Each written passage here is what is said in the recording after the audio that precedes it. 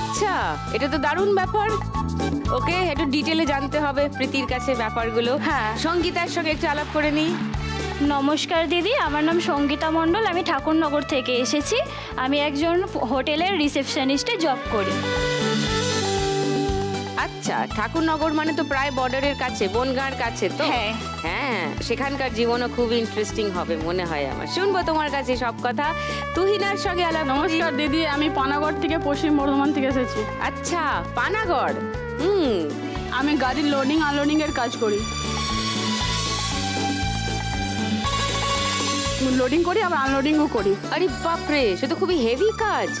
হ্যাঁ, একদম খুব ভালো, খুব ইন্টারেস্টিং। তিনজন মালক্ষী আজকে খেলতে এসছে এখানে।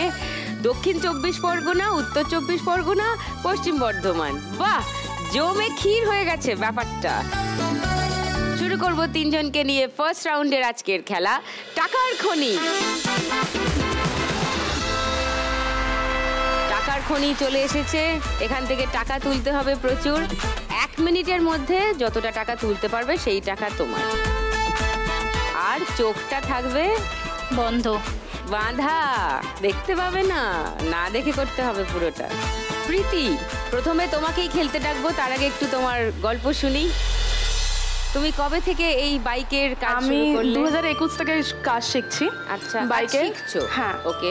কাজ শিখে শিখে আজকে মোটামুটি গাড়ির সমস্ত কাজই করতে পারি। গাড়ি চালিয়ে, শুধু সমস্ত কাজই না, গাড়ি চালিয়ে চেক করে বলতেও পারি গাড়িতে কি সমস্যা আছে। এটা নিয়ে তুমি পড়াশোনা করেছো?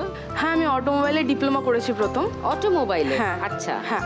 করে ডিপ্লোমা করে তারপরে কি কাজ নিলে? তারপরে অটোমোবাইলে ডিপ্লোমা করার পর ওখান থেকে আমাকে একটা সার্ভিস সেন্টারে পাঠায়, মানে বাইকের গ্যারেজে পাঠায় কাজ শেখার জন্য। কারণ কাজ না শিখলে তো কোনো লাভ নেই। সেটা কি অন দ্য জব ট্রেনিং? হ্যাঁ, 10-12টা ছেলের মাঝখানে আমি একটা মেয়ে। ওরা কাজ করতো, আমি দেখতাম, দেখে দেখে দেখে দেখে আজ এত দূর।